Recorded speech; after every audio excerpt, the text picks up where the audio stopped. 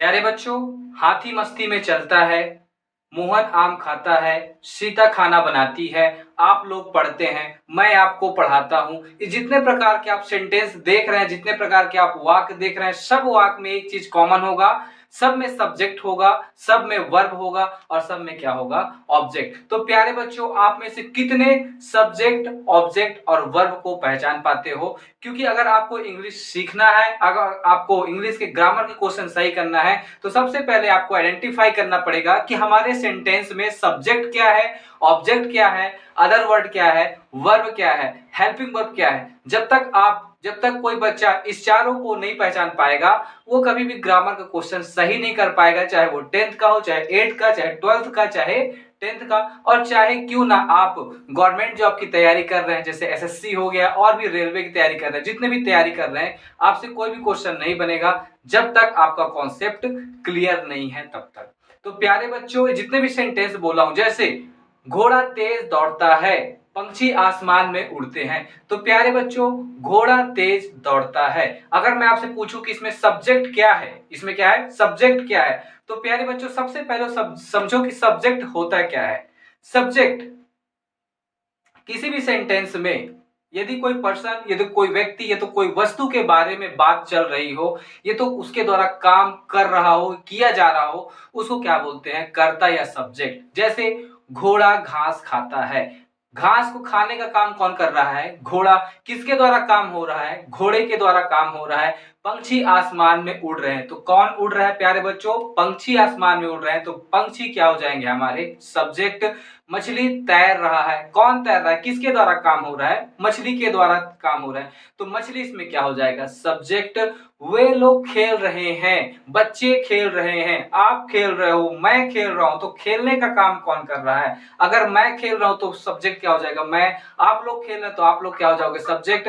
बच्चे खेल रहे हैं तो सब्जेक्ट क्या हो जाएगा, बच्चे। वे खेल रहे हैं तो सब्जेक्ट क्या हो जाएगा, वे। जेसीबी ऑपरेटर जेसीबी को चला रहा है, तो इसमें सब्जेक्ट क्या हो जाएगा, जेसीबी ऑपरेटर, जिसके द्वारा ऑपरेट किया जा रहा है। मैं मछली पकड़ रहा हूं, आप लोग मछली पकड़ रहे हैं, तो इसमें काम किसके द्वारा हो रहा है, मेरे द्वारा, आपके द्वारा। तो यदि किसी सेंटेंस में जिसके द्वारा काम होता है, ये तो जो काम करता है, उसी को क्या बोलते हैं, सब्जेक्ट। अब नेक्स्ट उदाहरण समझे। सब्जेक्ट काम करने के अलावा जिसके बारे में बात हो, उसको भी सब्जेक्ट ही बोलते हैं। जैसे मेरा भाई बहुत चालाक है, तो प्यारे बच्चों, इसमें तो कोई काम नहीं हो रहा है, मेरा भाई बहुत चालाक है, इसमें किसी को तो काम हो ही नहीं रहा सब्जेक्ट के द्वारा, तो आप क्या इसमें सब्जेक्ट नहीं है इसमें सब्जेक्ट के बारे में बात हो रहा है। किसका भाई बहुत चालाक है, मेरा भाई बहुत चालाक है, तो इसमें सब्जेक्ट क्या होगा, मेरा भाई बहुत चालाक है, मेरा भाई सब्जेक्ट है। आप बहुत चालाक हो, इसमें आपके द्वारा कोई काम नहीं कर रहा है, आपकी विशेषता बता रहा है कि आप क्या हो, चालाक हो। गधा बहुत कमजोर है, तो इसमें गधे के बारे में बता रहा है कि गधा क्या है, बहुत कमजोर। तो जिसके बारे में बात हो या तो जिसके द्वारा काम किया जाए, उसको क्या बोलते हैं, सब्जेक्ट। तो प्यारे बच्चों, मैं उम्मीद करता हूं कि आपको सब्जेक्ट का कॉन्सेप्ट बिल्कुल क्लियर एंड कट क्लीन हो गया होगा, बिल्कुल क्लियर हो गया होगा। प्यारे बच्चों, एक बार फिर से रिवीजन करा देता हूं। किसी भी वाक्य में, किसी भी सेंटेंस में यदि किसी वस्तु द्वारा, किसी व्यक्ति द्वारा यदि काम हो रहा है, वही उसका क्या कहलाता है, कर्ता, वही उसका क्या कहलाता है, सब्जेक्ट। यदि काम नहीं हो रहा है तो देख लेना किसके बारे में बात हो रहा है। जैसे कार, बीएमडब्ल्यू की कार बहुत ही अच्छी दिख रही है, तो किसके बारे में बात चल रही है, बीएमडब्ल्यू कार के। तो यहाँ पर जो बीएमडब्ल्यू कार हो जाएगा, वो हमारा क्या हो जाएगा, सब्जेक्ट हो जाएगा। प्यारे बच्चों, इस प्रकार सब्जेक्ट को, उम्मीद करता हूं कि आप सभी सब्जेक्ट को पहचान लिए होंगे। दूसरा टॉपिक आते हैं वर्ब। वर्ब, इंग्लिश में वर्ब को पहचानना भी बहुत सिंपल है। वर्ब मतलब काम करना। जैसे मैं पढ़ा रहा हूं, तो मैं जब क्या कर रहा हूं, पढ़ाने का काम कर रहा हूं। किसका काम कर रहा हूं, पढ़ाने का, तो पढ़ाना हमारा क्या हो जाएगा, वर्ब। किसी भी कार्य को करने में, सब कर्ता द्वारा किसी भी काम को करने में यदि ऊर्जा लगता है, उसको क्या बोलते हैं, वर्ब। मैं बोल रहा हूं, बोलने में क्या लग रहा है, ऊर्जा। आप लोग मेरी बातों को सुन रहे हैं, सुनने में भी क्या लगता है, मेहनत लगता है, ऊर्जा खत्म हो रहा है। आप लोग पढ़ रहे हैं, तो पढ़ना भी क्या है, एक वर्ब है। घोड़ा तेज दौड़ रहा है, तो दौड़ना भी एक क्या है, वर्ब है। मछली तैर रही है, तो तैरना भी क्या है, एक वर्ब है। लाइट जल रहा है, तो जलना भी क्या है, एक वर्ब है। प्यारे बच्चों, आप लोग खड़े हैं, तो खड़े होना भी क्या है, वर्ब है। तो देख लीजिए कि सब्जेक्ट के द्वारा अगर काम किया जा रहा है, तो काम करने में एनर्जी लगेगा।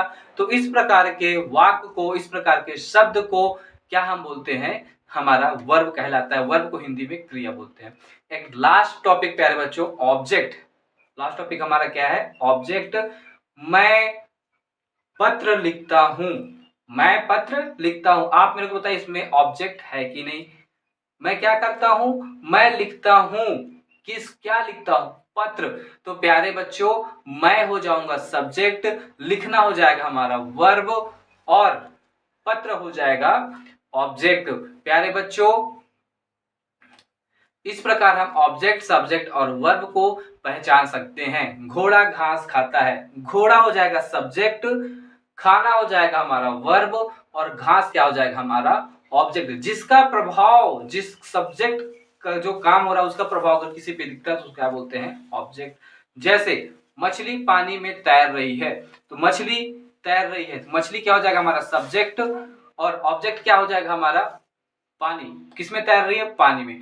तो प्यारे बच्चों उम्मीद करता हूं आप सभी को सब्जेक्ट, ऑब्जेक्ट और वर्ब के कॉन्सेप्ट क्लियर हो गए होंगे, क्योंकि इसके बिना आप ना तो इंग्लिश बोल पाएंगे, ना तो आपका ग्रामर का पोर्शन सही होगा और ना कुछ होगा। तो प्यारे बच्चों वीडियो को लाइक, सब्सक्राइब और शेयर करें।